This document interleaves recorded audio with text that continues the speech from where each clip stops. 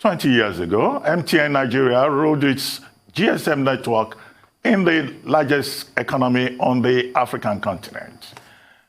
Through its investment in the country, it defied market expectations to emerge as the biggest network operator in Nigeria and second largest by market capitalization.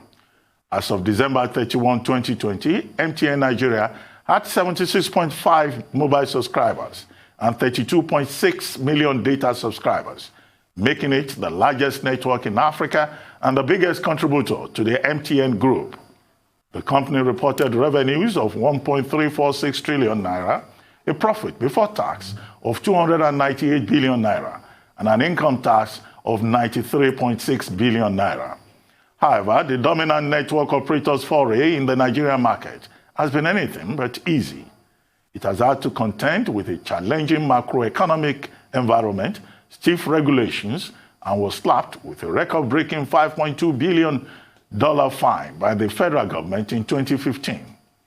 Now, here to discuss its 20-year journey, its foray into mobile money services, plans for 5G development in the country, and how artificial intelligence can help to catapult Nigeria's technological advancement, is the Chief Executive Officer of MTN Nigeria Communications, Karl Toriola. Welcome to the show, Karl Toriola. It's good to have you here, and then congratulations. 20 years it's been. I remember the other day when, GSM was introduced in Nigeria, and we used to buy a SIM card for, was it about 20,000 naira? 40,000 at a point. So expensive, yes. But today it's been quite a journey. How has that journey been for MTN? In terms of challenges, in terms of coverage, in terms of how you've been able to meet customer expectations? Good morning, Ruben. Good morning, Adiswa. And thank you for having me here. To answer your first question, it's been an amazing journey. We wouldn't change anything, including some of the difficult lessons that we've learned. We believe that this industry has been a massive catalyst for the nation, and we celebrate our 20th year anniversary with humility and deep gratitude to our operating environment and our stakeholders, the federal government of Nigeria, our customers, all of our staff, including the alumni of staff, and our vendors who have contributed to this amazing success story. Well, the numbers don't lie. You definitely dominate the market share. But I'd like to know what makes MTN so strong. Well, I'd rather say we're the largest operator than say that we dominate the market share. Okay. We're a strong operator because I think we've made some of the right decisions at the right time. In coming into Nigeria and paying $285 million for the operating license, we were pioneers in coming into this territory when a lot of multinationals would not believe in the potential of this great nation. It's also in our DNA to go into uncharted, difficult territories and transform the telecommunications industry and the economies of those kind of territories. So it's been amazing. The key to our success has been, first of all, the commitment of our staff and a genuine value in our DNA to help transform the societies that we operate in. Further to that, we truly believe in providing the best possible customer service. Now, that can be challenging. I know not every customer is going to be happy and content. And we have an incredible sense of localization of personnel in every operating country that we operate in. So, for example, in Nigeria, I think we have no more than 4 expatriates out of our entire complement of staff. And we use the resources across the entire group to really promote and accelerate our business investments, our customer orientation, etc. So as an example of that, I'll mention that aside from MTN Nigeria in itself being led by Nigerians, I said that we only have about 4 expatriates in the entire organization. We've also selected the best Nigerians to lead in MTN Group across all of our territories. So the CEO of MTN Benin, as an example, is Uche Ofodile. Very, very competent, powerful lady. The group head of strategy, Chika Ikeji, our group executive for regulatory, Oyeronke Oyetunde, our CIO in Liberia, for example, Titilokwe Fakwade. So we're very proud of really being an African entity that includes all of the nationalities across Africa in developing this organization. Well, we have a colleague in our extended studio, Rufai. Yeah, this one. Morning, Karl, and congratulations on the 20th anniversary of MTN. I'd like to ask, what has been the business climate like for MTN in this 20 years? Well, look, it's been good, very, very good. There is no MTN Group without MTN Nigeria, and there was no MTN Nigeria without MTN Group. So absolutely no regrets. Tremendous success in Nigeria and for MTN Group has crossed the board. We operate in environments which will always be challenging, whether it's in Nigeria or in any of the other countries that we operate in. But we've been able to capitalize on the massive opportunities in Nigeria and transform this nation from 500,000 phone lines when we started to now just for MTN only over 70 million lines. There's a lot of things we have to navigate. We have to navigate infrastructural challenges. We must work in partnership with the government to advance our business, and we must be very cognizant and compliant to regulations. But to answer your question simply and directly, Rufai, it's been excellent. We will never do anything different, and this is home for us.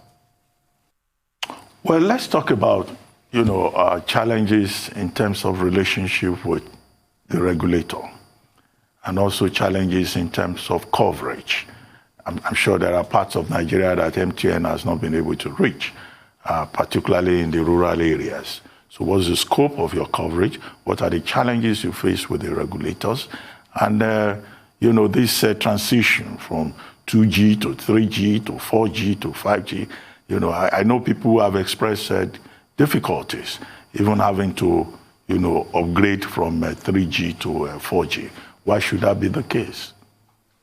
So challenges with the regulation, I think perhaps we have been excessively defined by the fine of the past. That's more than 5 years ago. Somewhere in September, it's going to approach 6 years. And we have really rebuilt our relationship with the regulator. We are thankful to the regulatory bodies that we interface with, primarily the Nigerian Communications Commission, but there are a host of other regulators we interface with. And we've taken a policy of zero tolerance when it comes to compliance issues, and a policy of leaning into government policies and supporting government policies to build and foster our relationship. So I can't actually tell you that we have challenges with our regulators now. On the contrary, I think we have a very strong relationship. We've been very much supported. The Honorable Minister, Dr. Pantami, has been very supportive in accelerating and building this industry. So we're very, very pleased and satisfied with where we are on this. In terms of coverage, we're currently at approximately 65% of the population that's covered by 4G LTE services, approximately 82-83% by 3G services, and 2G services somewhere closing in on 90% now. We are continuing to accelerate that. We've talked about our investment plan over the next 3 years. And we will continue to accelerate our LTE coverage as well as our 3G coverage. But rural connectivity is a key priority of ours. And we've committed this year to approximately 1,000 rural sites, launching service in locations that have zero telecommunication service. And next year, another 2,000 rural communities that will be connected. You referred to the ability to migrate from 3G to 4G. Now, to do that, you need to have what we call a USIM, which is 4G capable, and you will need to physically swap out your SIM. And due to the customer identification and registration requirements, you need to come to our stores to do that. Now, we've been promoting that very, very aggressively with our customers, but it's still a bit of a challenge. People are busy. During COVID times, people are staying more at home. But the majority of our subscribers who have 4G capable handsets have actually migrated to 4G, well in excess of 80%. There's another 20% which are outstanding, and we continue to encourage them to come and migrate. We're looking forward, working with the Honorable Minister and the Nigerian Communications Commission to launching 5G services in the near future. It's firmly in their hands when they decide to activate that. We ran a trial with them, with the authorities, and we're very satisfied with the results of the trial. And we are going to be right at the forefront of all technological developments to continue to keep MTN at the global standards for technology. Thank you. Is it true that 5G is harmful, as some pastors and some other persons have said?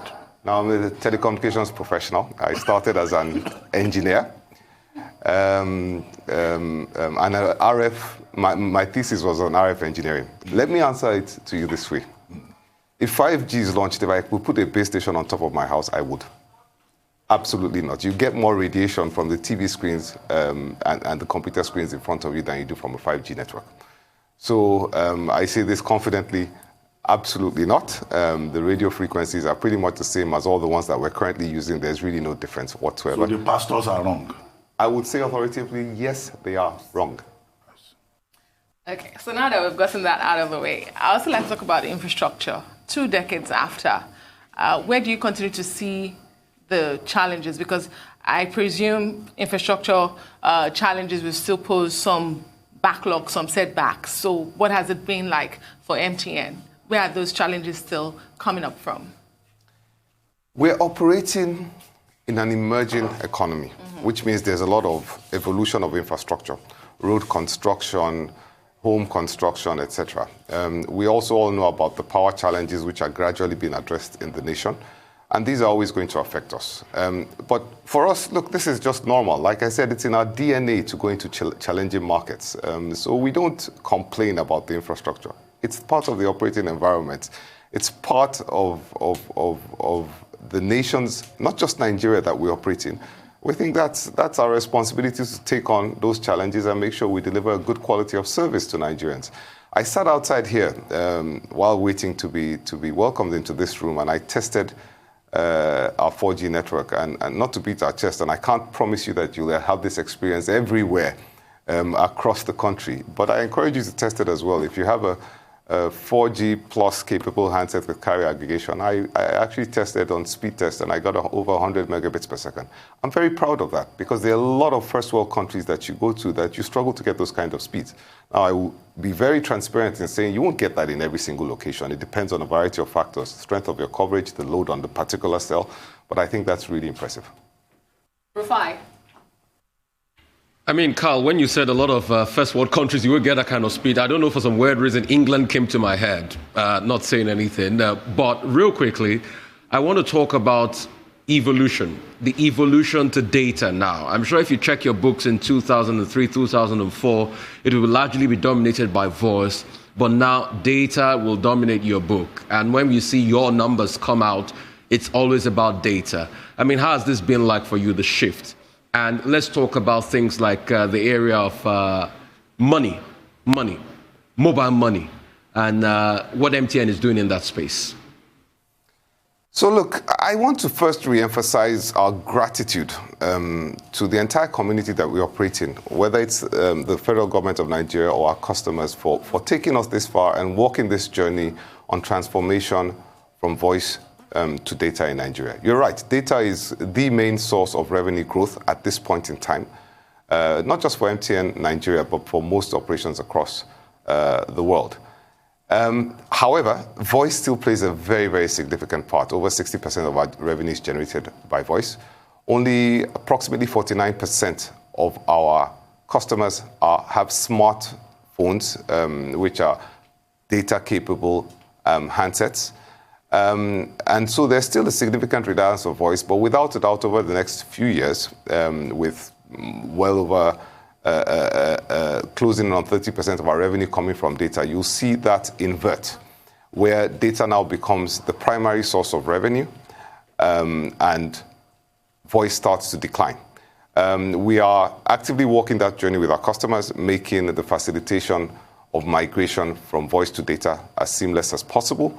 And continue on a consistent campaign of education around the uses of data, how it can accelerate your lifestyle, your business, your efficiency, etc. Now, continuing, Rufai, to your question on money. Look, we've always said quite unashamedly that we're very keen to be a part of the financial inclusion policies of the federal government of Nigeria. I think to a large extent, through our network infrastructure, we have actually done that. I mean, there's so much transactions, banking transactions, financial transactions that go through USSD, that go through your banking apps, etc. And without the telecommunications industry, that wouldn't have been possible. But for a further participation by MTN and the telcos in financial inclusion, we await the policy of the CBN, an evolution of the policy of the CBN, to address this. Now, we are very thankful of the Central Bank of Nigeria for the support that they've given MTN in the past few years. The policy is firmly in their hands. We want to participate. They understand the value that we can contribute, and we'll continue to work constructively to unlock opportunities with them. Well, Karl, on that note, we'll need to take a short break, and then when we return the conversation, we'll continue. Please stay with us. We'll take this short break, and we'll be right back shortly.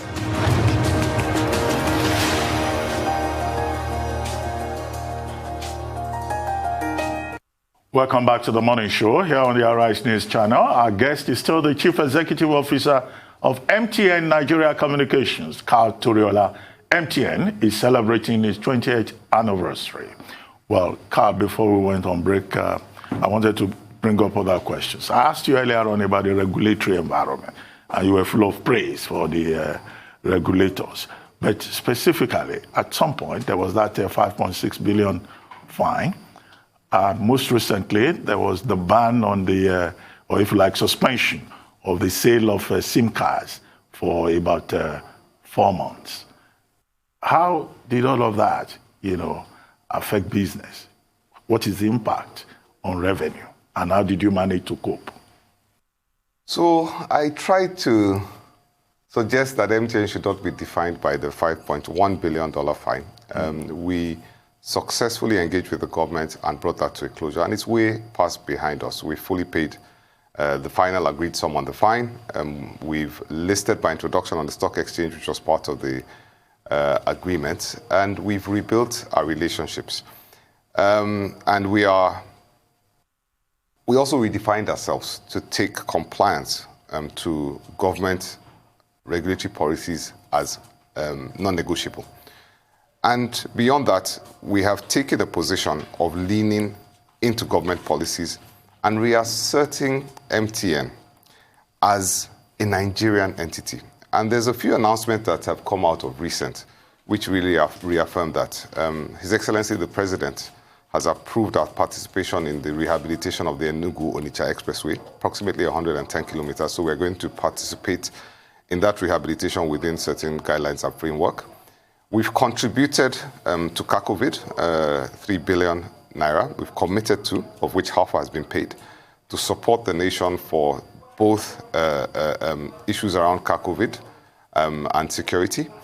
We have announced formally that we are going to be building a state-of-the-art, world-class head office for MTN in Lagos.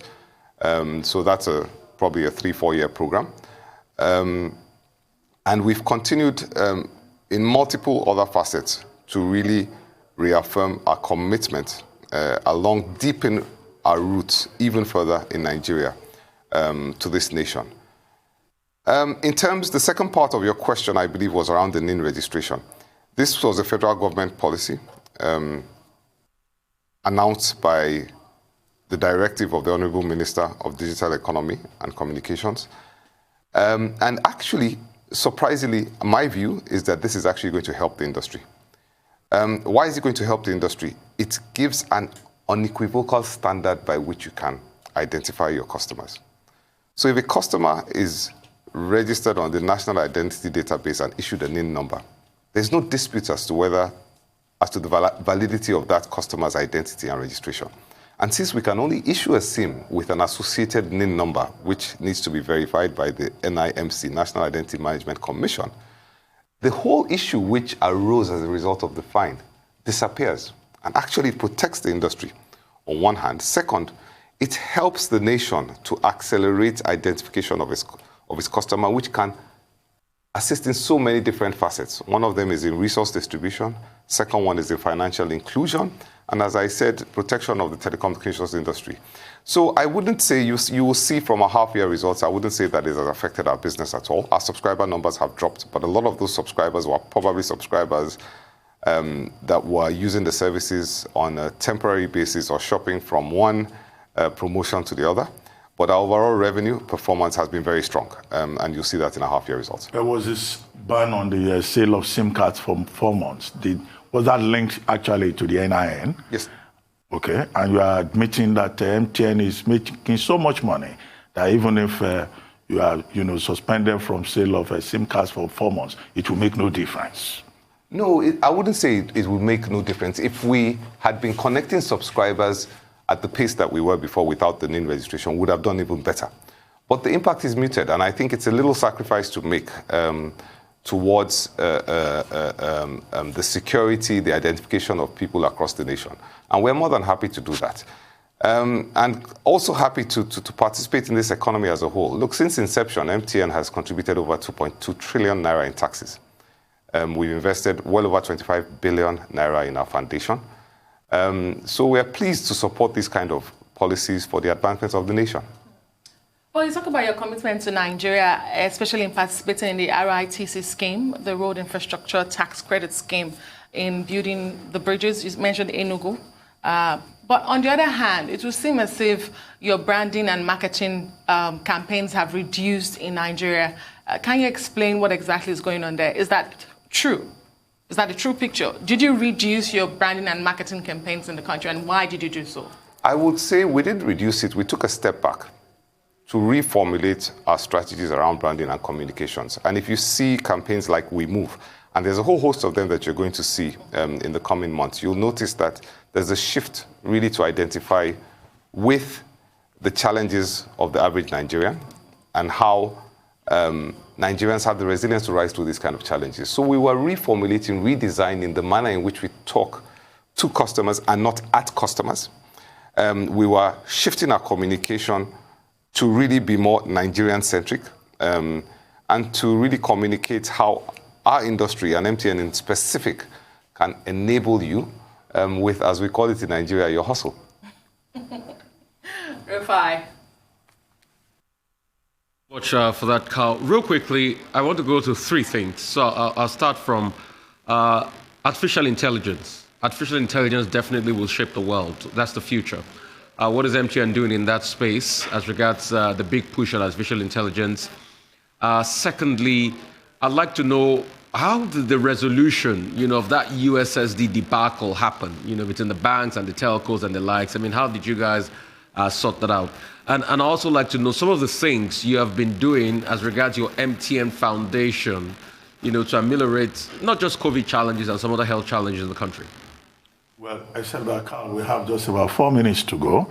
And, all those issues he has raised, I would like to add to it the capacity of MTN, for example, to be part of this controversial electronic transmission of results. What do you know about this? Do you think that the networks really have the capacity, as INEC pointed out? Okay, I'm going to stay completely clear of INEC and election issues. That's not our role as a private sector operator. However, wherever we are called upon to serve the nation in any form with capacity on our network, we'll do so, and we'll do so to the best of our ability and with world-class communication. I didn't say so. I said where we are called to serve, we will do so. I am going to stay very clear of anything around elections and politics because that's not our role. You said 4 minutes left. So artificial intelligence, look, that is a space that's accelerating very fast across the world. And we're trying to tap into that to help us in a lot of areas. One is to understand our customers better, to proactively offer them solutions which support them in their specific needs. So you can use artificial intelligence to really segment and profile and define your customers and understand them better. In serving them, we've recently launched Ziggy, which Ziggy is Z-I-G-I, which is our sort of self-service, artificial intelligence-driven, would I call it, robotic customer service interface. That's very successful. And we're looking at how the intelligence that we hold within the telecommunications space can be used to support other industries, whether it's FMCG, financial services, et cetera, et cetera. So it's pretty much a wide space, a lot of work to be done there, but we're actively participating and developing ourselves. On the USSD banking dispute, we believe that's firmly behind us.